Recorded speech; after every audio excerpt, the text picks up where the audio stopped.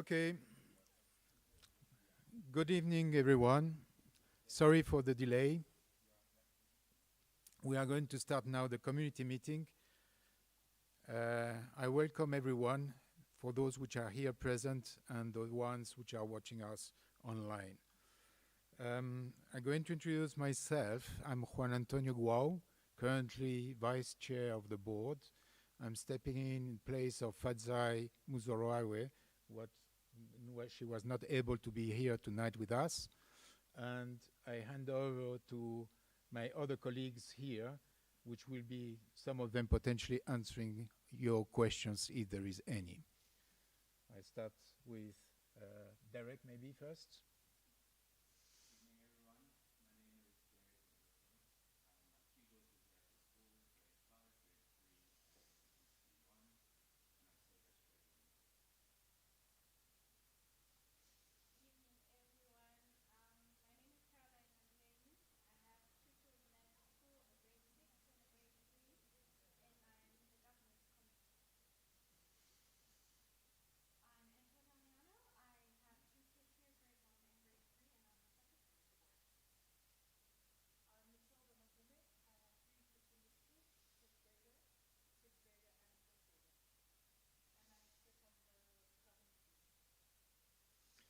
And Greg.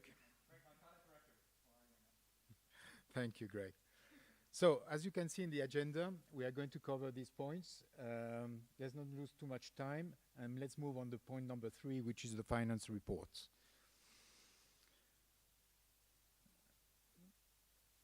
These are the financial highlights where we started last year with, you all know, a situation which showed the impact of going down from 349 enrollments to a level of 300 at the start of the year enrollment reset. Uncertain operating environments, that's what we were facing at that point of time. We are currently facing another uncertain time. We will see what is going to be the impact on the school from that perspective. We had this huge decline from 349 to 300, which, as you can imagine, has a deep impact on the financials that we will see. Obviously, the school, the management, and we as a board, our primary, I would say, focus was to chase and to save, let's say, the stability and to impose a cost discipline in order to face, let's say, the impact of that decrease. Financial highlights, what we did to mitigate that impact. First of all, maintaining the cost discipline across all the operations while maintaining the core academic programs and the quality of them. We are strengthening here the community engagement across all the boards. Closely managing the expenditures, concentrating and focusing on those which are absolutely necessary. Continuing, obviously, the investment in the teaching and the learning, and prioritizing the student retention for those which are still with us. We are prioritization also of the essential spend, so just not about the CapEx or the capital expenditure, but also the operational costs, while sustaining the professional development for all and everyone.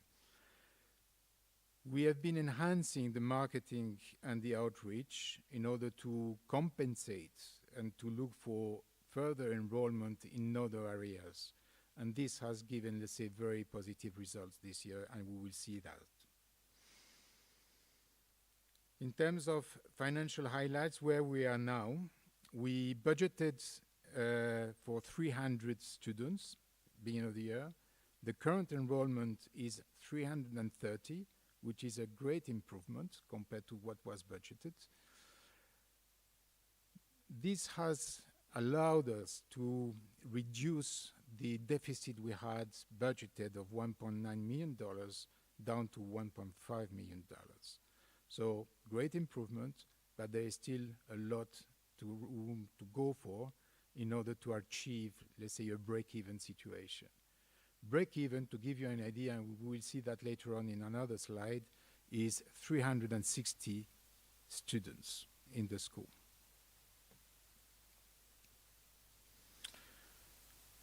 You can see in this chart the evolution for this year. So we started slightly more than 300 students. And by January, we had, let's say, a nice intake of roughly 30-ish students. And this is where we stand currently now, 330. As I mentioned before, estimated break-even, 316 students. So we still have, let's say, 30 students to look for if we want to be comfortable from a financial perspective. Deficit position obviously is improving from 300 to 330. The impact, we move from 22% deficit to 17. Thanks to what? Also cost management, so spending within the budget. We are very careful about the cost management across all departments. Enrollment performance, we are tracking ahead of early projections. And, sorry for that.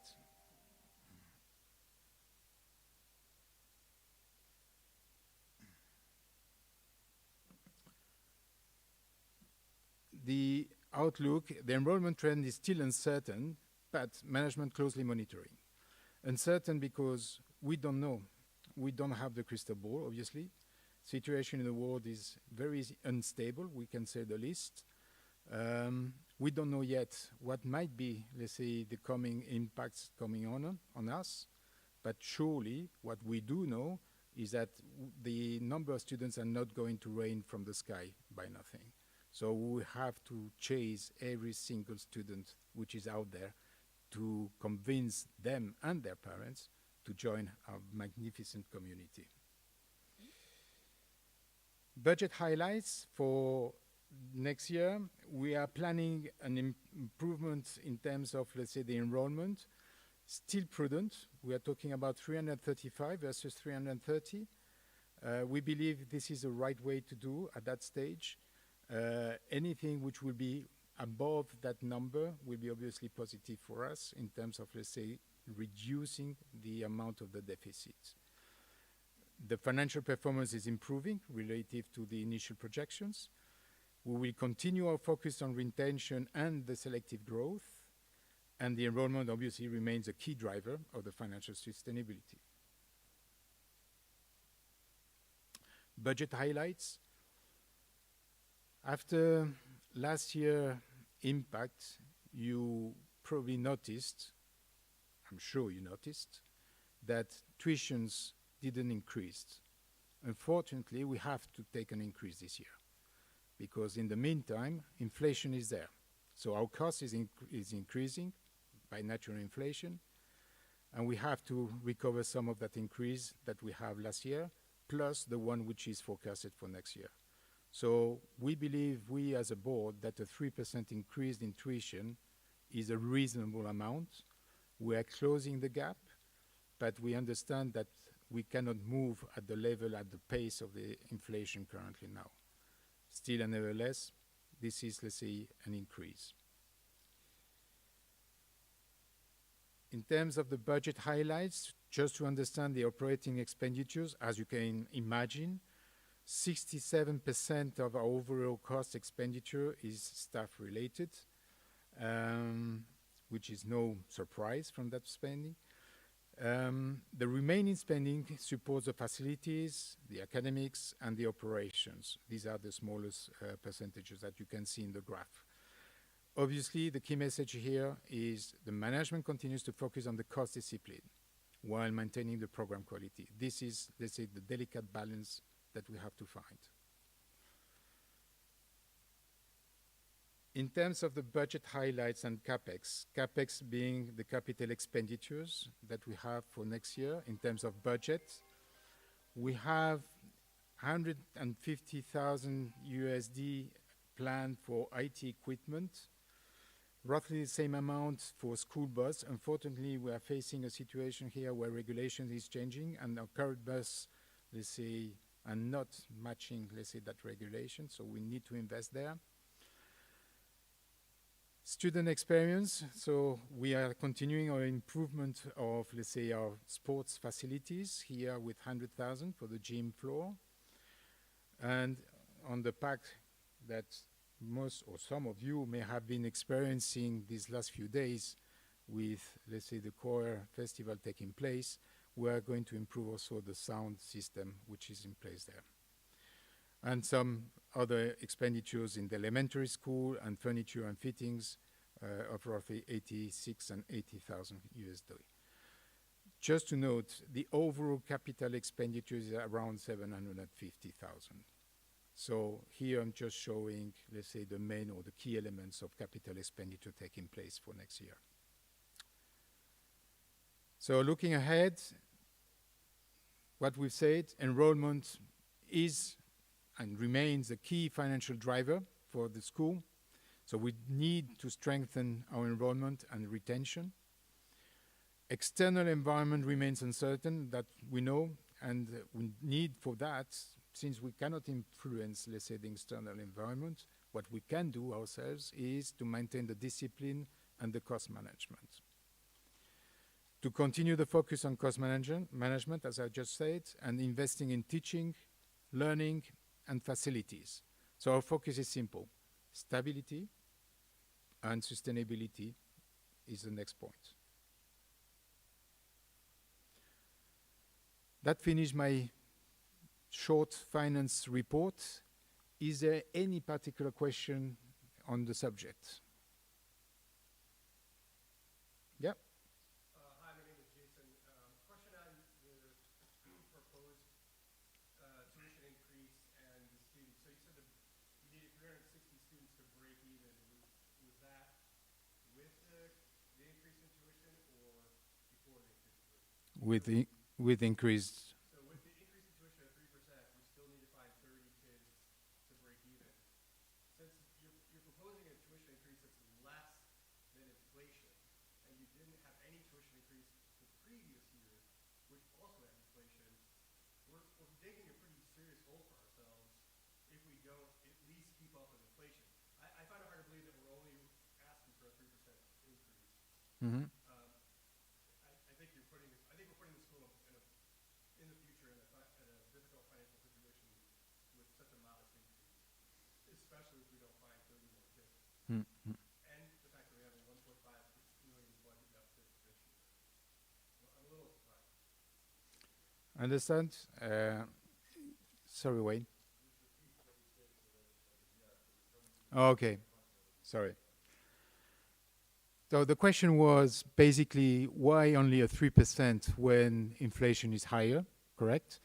And following a year where we didn't have an increase, are we widening the gap from a financial perspective? Yes, we are. That's a simple answer and the short answer. Still and nevertheless, we felt that it was reasonable, take into consideration we didn't take, let's say, effectively an increase last year. We didn't want to hammer, let's say, the overall, I would say, community with a heavy, I would say, increase in tuitions. We believe that we can absorb, let's say, that gap over time. The point is not to have too much of a gap, obviously. We have to maintain that. Hence, why the discipline on the cost management. We have made, for example, some key investments in some areas, like, for example, energy savings, in order effectively to reduce, let's say, our costs, let's say, impact. So these are the type of things that we can use effectively to help in maintaining, let's say, a level of deficit which is manageable. Yeah, but it's a fair question, sure. Derek, please.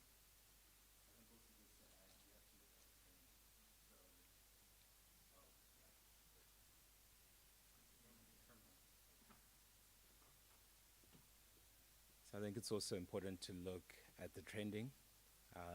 So we were expecting 1.9 million deficit that actually became 1.5. The budget that we presented shows just under 500,000 deficit. So we're not planning to find our way through by increasing tuition alone. There's a number of other strategic investments that must be taken in order to bring the school into a position that is stable. And it's very important for us as a school to make sure that we balance quantity in terms of students with the pricing. If we don't get that balance correct, we may end up losing some children and creating an even bigger hole for the school. Yeah. So next question is, how does our tuition rates compare to other private schools in Delaware? Well, you shall know. Sorry? I can certainly share some. Please, go on, Greg. So, an excellent question. The question was, how does our tuition compare to other schools that are comparable? The first thing that you need to know is that we are the most costly school in the nation. And however, on a regional international school basis, we are just below average in terms of the overall costs. We, however, have to pay close attention to our competition locally. By not having increased last year, a number of the local schools have actually started to get closer and closer to our tuition.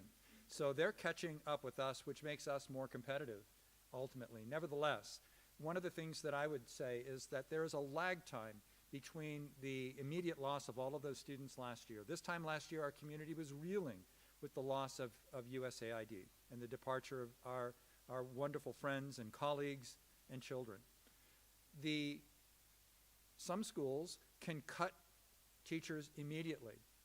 However, at HIS, it was a decision to ensure the continuity and stability and quality of our learning, and this year was designed to be our right-sizing year. And so the deficit still is creeping towards the right direction, moving in the right direction, but the actual improvements in costs, its savings, are lagging.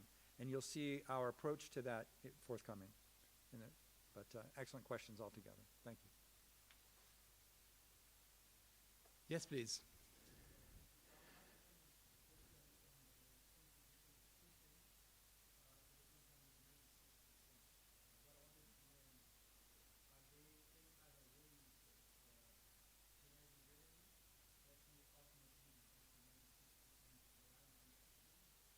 Okay.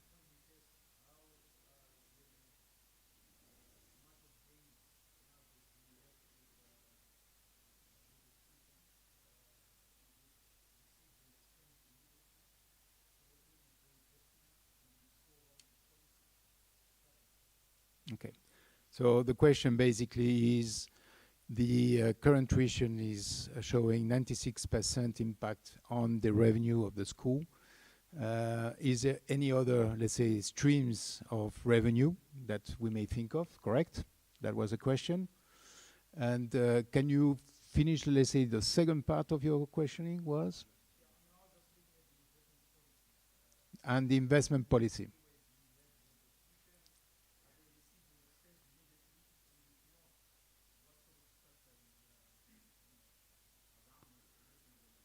Okay.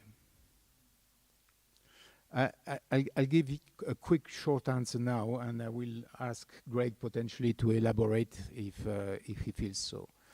Yes, we are investigating and we are looking at other streams of revenues, which are not solely based on, let's say, the number of students and enrollment. This can be very diverse. It needs a lot of, let's say, investment from a marketing perspective and in terms of creativity to get there. It's a long process. It's obviously not as quick as to enroll a new student. I will let Greg, if he wants to elaborate more on the subject. Greg or Derek. On the question of the capital expenditures, we do spend what, let's say, we get through the levies. So we don't go beyond that point. Now, there might be, let's say, elements to invest for, which might not be contemplated in the current budget, but for which it will be based on a business case specifically. So we could think of, let's say, a new sports facility, a new football field, et cetera, but these are not contemplated in the current, let's say, budgets. And for those to take place, we need to be a bit creative in terms of the funding.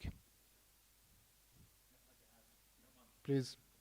So, thank you, an excellent question. We have a very conservative investment policy, and the money that we have in reserve, the required reserve, in addition to the additional above the reserve that we are required is also in a very conservative investment vehicle and does therefore sustain and meet and exceed inflation.